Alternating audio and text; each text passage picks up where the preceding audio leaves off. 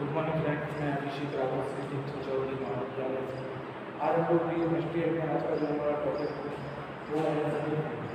तो आज हम लोग पढ़ेंगे समिति का अर्थ क्या है, समिति की परिभाषाएँ क्या है, इसकी विशेषता क्या है, उसके बारे में आज हम लोग अध्ययन करेंगे। तो सबसे पहले देखते हैं कि समिति होता क्या है। देखिए क्या होता है कि अरस्तु ने बताया था कि जो मानव है, मनुष्य है, वो है एक सामाजिक प्राणी और सामाजिक प्राणी होने के नाते उसकी कुछ राजनीतिक, आर्थिक, धार्मिक, सांस्कृतिक इस तरीके की कुछ आवश्यकताएं भी हैं। उन आवश्यकताओं को किए बिना, उन आवश्यकताओं की पूर्ति किए बिना वह एक सामाजिक प्राणी नहीं हो सकता। तो अगर इन आवश्यकताओं को से पूरा करना है तो उसके कुछ उद्देश्य होते हैं, उनको पूर्ण करने के कुछ तरीके होते हैं जिसके द्वारा वह इन उद्देश्यों को, इन गतिविधियों को पूरा कर सकते हैं।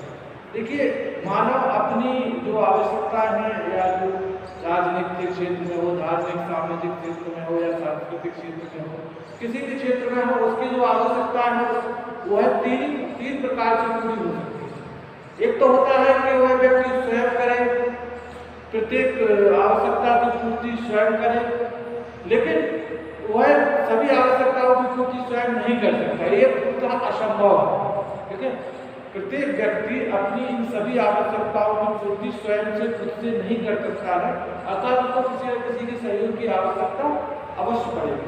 ठीक है, तो हम देखते हैं या तो वह स्वयं करे, दूसरी मनुष्य के समक्ष जो था दूसरा कि वह व्यक्तियों से, अन्य व्यक्तियों से, दूसरे व्यक्तियों से संघर्ष करे, लड़ाई झगड़ा करे, फिर अपने मुकाम को प्राप्त करे, अर्थात फिर अपनी आवश्यकताओं को पूर्ति करे। तो ये भी एक बहुत ही गंभीर समस्या है, लड़ाई झगड़ा, या आप किसी के नियमों का, आप किसी की जो समानता का अधिकार है उसका उल्लंघन करें, या आप अत्याचार करें, या आप किसी की अनैतिक तरीके से अगर अपने जो आपको चाहिए, चाहे सामाजिक क्षेत्र में हो, राजनीतिक, आर्थिक क्षेत्र में हो, किसी भी क्षेत्र में हो, अगर आप किसी से छीनेंगे तो यह भी एक गलत प्रक्रिया है। तीसरी और जो सबसे सर्वोत्तम प्रक्रिया बताई गई है कि इसमें आप एक दूसरे का सहयोग करें। क्या करें? एक दूसरे का सहयोग करें, एक दूसरे का सहयोग करें और सहयोग के आधार पर ही अपनी आवश्यकताओं को पूरा करें। और कुछ व्यक्ति ऐसे होते हैं जिनकी मुख्यतः समान आवश्यकताएं भी हो सकती है, अर्थात उनको आर्थिक क्षेत्र में आगे जाना है, तो यह भी एक जो व्यक्ति आर्थिक क्षेत्र में आगे जाना चाहते हैं तो वह एक निश्चित लाइन को पकड़ते हुए, एक निश्चित संगठन का निर्माण करते हुए उस लाइन को पकड़ने के जो उद्देश्य है उसको किस तरीके से प्राप्त किया जा सकता है उस पर सब मिलकर चले, या सीधा से सरल भाषा में कहें एक दूसरे का सहयोग करें और सहयोग के आधार पर अपने लक्ष्यों को प्राप्त करें। तो यह तीसरा जो लक्षण है, तीसरा जो प्रकार है वह सर्वोत्तम माना गया है, और यही जो तीसरा प्रकार है उसी को हम समिति कहते हैं। समिति में क्या होता है, कुछ लोग होते हैं, उन लोगों के जो उद्देश्य है वो एक समान होते हैं, सभी के उद्देश्य विशेष रूप से एक समान ही होते हैं, और वह समिति का निर्माण करके और अपने उद्देश्यों को प्राप्त आसानी से कर सकते हैं। अगर हम इसकी पारिभाषिक रूप में इसकी परिभाषा बताएं तो देखिए, समिति कुछ व्यक्तियों का ऐसा संगठन है जो जानबूझकर यानी अपनी इच्छा से, सोच विचार करके, समझ करके कुछ उद्देश्यों को पूर्ति करने के लिए संगठित किया जाता है। अर्थात समिति एक ऐसा संगठन है जो कुछ उद्देश्यों को पूरा करने के लिए सोच समझकर, विचार करके अपने उद्देश्यों को पूरा करते हैं, और अपने उद्देश्यों को पूरा करने के लिए जो एक समूह का संगठन, एक समूह का जो निर्माण किया जाता है वही आपकी क्या कहलाती है? समिति कहलाती है। ठीक है, इसके अलावा अगर हम इसकी और परिभाषाओं की बात करें, मैकाइवर और पेज के अनुसार, मैकाइवर समाजशास्त्र में इनका नाम आपको बहुत अधिक देखने को मिलेगा।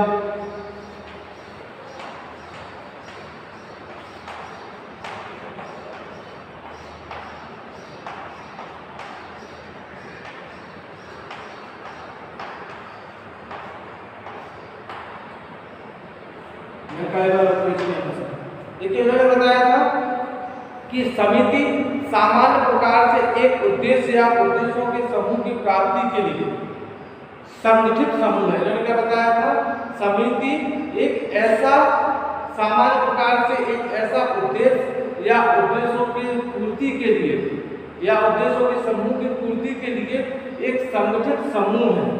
संगठित समूह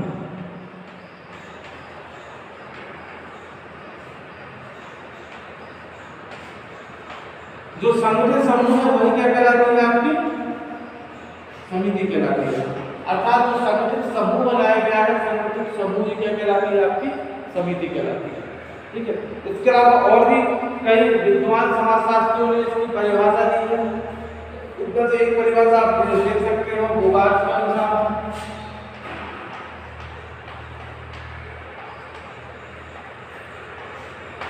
बोगार्ट ने बताया था कि समिति प्राय किसी उद्देश्य की प्राप्ति के लिए मिलकर कार्य करती है। उन्होंने बताया था जो समिति है वह किसी उद्देश्य की प्राप्ति के लिए या उद्देश्य को प्राप्त करने के लिए मिलकर संयुक्त रूप में कार्य करती है। मतलब समिति एक ऐसी प्राप्ति है, समिति एक ऐसा संगठन है जो उद्देश्य को पूरा करने के लिए मिलकर आपस में मिलकर संगठन की भावना के साथ और कार्य करते हैं। ठीक है। किसने कहा था, वो बात। इसके अलावा अगर इसकी विशेषताओं की बात करें तो इसकी कुछ मौलिक विशेषता है जो इस आधार का आपको बताई जा रही है।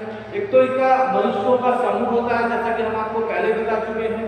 समिति के लिए मनुष्यों का समूह होना आवश्यक है और वह समूह ऐसा होना चाहिए जिसमें उन सभी के उद्देश्य एक लाइन में हो, एक जैसे उद्देश्य हो और उन उद्देश्यों को पूरा करने के लिए उस समूह का निर्माण किया जाए। दूसरा आप बात कर सकते हैं निश्चित उद्देश्य, जैसा कि हमने आपको बताया निश्चित उद्देश्य होना भी जरूरी है। जब तक आपके कुछ उद्देश्य ना हो, निश्चित उद्देश्य ना हो, जब तक समिति का निर्माण करना बेकार है। अर्थात आपको किसी चीज को प्राप्ति के लिए अगर आपने समिति का निर्माण किया है तो उसके लिए उद्देश्य होना चाहिए कि हमें ये चीज प्राप्त करनी है। उस चीज को प्राप्त करने के लिए समिति का निर्माण करते हैं, तो इसके निश्चित उद्देश्य होते हैं। इसके लिए ऐच्छिक सदस्यता होती है। ऐच्छिक सदस्यता का मतलब होता है कि इसमें आप अपनी इच्छा के अनुसार ही इस समिति के सदस्य बनेंगे।